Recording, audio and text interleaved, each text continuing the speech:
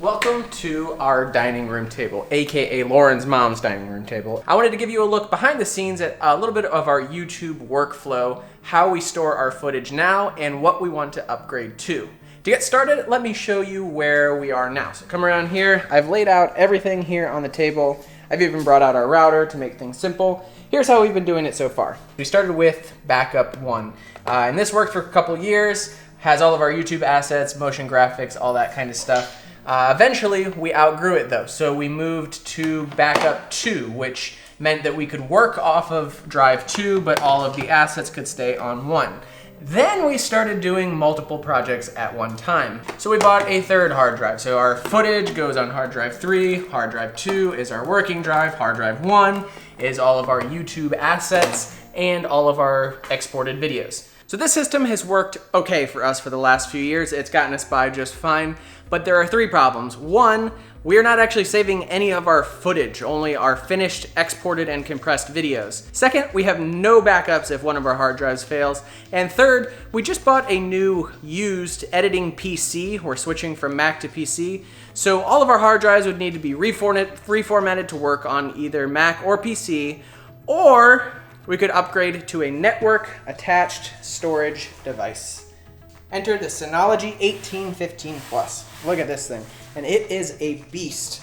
8 storage bays, can hold a total of 48 terabytes once we get it all packed up with hard drives. Ultimately, after about 2 weeks of research, I decided that network attached storage was right for us and that the Synology 1815 was the one that we were going to buy. So I sent the company an email and they actually decided to send us this unit. So thank you very much, Synology, for sending this out. I can honestly say that we were going to buy it before we emailed you, but I do need to say that they did send it to us for free. So thank you again. Because you access your data over a network rather than USB, you get a few benefits over just, USB external drive. The first is that any type of computer can access the files at any time and simultaneously. So I can be working on graphics while Lauren is working on the rough cut. Eventually, we can even have a remote editor who is editing videos for us access this over the internet. Second, we're going to be using Synology's hybrid RAID technology, which basically means that it kind of splits up data over different hard drives so that if one hard drive happens to fail, you can just pull it out, put a new one in, and this device will automatically repopulate all that data so you don't actually lose anything. And third, it's just those sweet, sweet terabytes. Oh my gosh. To move from basically a total of 1 terabyte to right now we're going to have 8 terabytes, expandable up to 48, is just insane. So I'm running into a bit of an issue here. Generally how these sponsored videos work is we look up a product, we email the company. If they agree to send us the product, we talk over email about what they want included in the video. Synology just asked that we create a how-to video about setting up a home NAS in our usual DIY style. Easy enough, right? The problem is, it was just too easy to set up. And I know this sounds like we planned this whole their setup is so simple. It didn't happen like that. I was planning on making a how to set up a NAS video, but in reality, all I had to do was just log into their Disk Station Manager software. It's like a web client. I clicked create new volume. It showed me the 3 hard drives that I put in. I clicked create. Then I just clicked control panel, shared folder, create new shared folder, and that was it. It was all set up for what we needed it to do anyway. So that doesn't make for a very interesting video, and I didn't want to patronize you guys and drag it all out because you know how to set up an account and you can follow the instructions and click next. So instead, let's make this video a little bit of a test of the speeds that this thing is capable of and also some of the advanced features that I want to tackle now that it's all set up and working how we want it to. So in this corner, we've got the USB 2.0 regular hard drive, not SSD, not USB 3.0. On this one, we've got our new Synology NAS setup in their Synology Hybrid RAID. And on this one, we've got a brand new SanDisk Extreme Pro USB 3.0, really the fastest I think you can really get right now.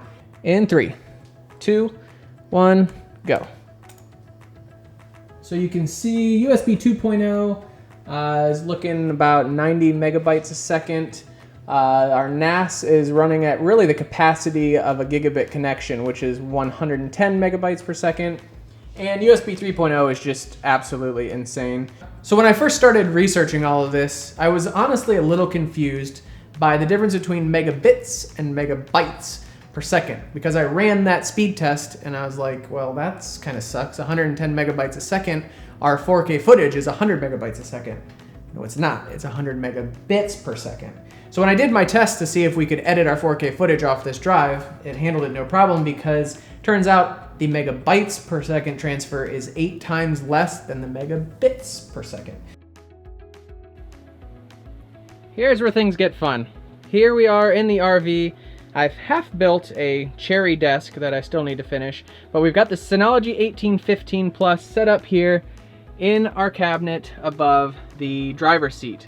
So we've got a router, we've got our Synology, and unfortunately this little wire is going out to a Wi-Fi booster. Normally that's hanging on the wall in there. But I wanted to show you how we've got this thing set up with some of the more advanced features of the 1815 Plus. After messing around with this thing for, gosh, 3 or 4 weeks now, I was supposed to have this video out a while ago, but there's just too many things I kept wanting to add. So for our home media center, I knew I wanted the hard drive to be completely separate from our YouTube backup, because this is going to be reading and writing a lot, and if there's a hard drive failure on that, I don't care if we lose our TV shows and movies, I just don't want to lose our YouTube footage. So what I did is I bought another 2 terabyte hard drive, created a new volume, the same way as I created our YouTube backup, created a new shared folder, this time called Media Server. So now on my computer, I see 2 completely different drives, Media Server and YouTube Backup. So now I want to organize all this media. Well, Synology actually has a piece of software built into the device called Video Station, which organizes and puts posters and descriptions and plots and ratings and everything that you could possibly want, puts everything all in one place and organizes it for you. So that was working great, and then I got thinking, well, we're on the road, we have limited data, but we have an antenna on the roof and we can pick up free over-the-air network TV shows. What if we could record them to our Synology 1815 Plus and set it up like a DVR? So another hard drive later, pop it into a new slot, create a completely separate volume, create a completely separate shared folder, this one called DVR. So here's our media server all up and running. I only have a few things in here now, a couple of movies and a couple of TV shows. What's really cool is if you go here to your program guide, here is everything that's on today, on right now, and these are all free over-the-air broadcasts. And then I can just click one and it records it directly to that DVR hard drive. So let's watch some Family Ties. Click, save to DVR, and record. And now that will automatically record straight to the DVR and we can watch it later. So that's it.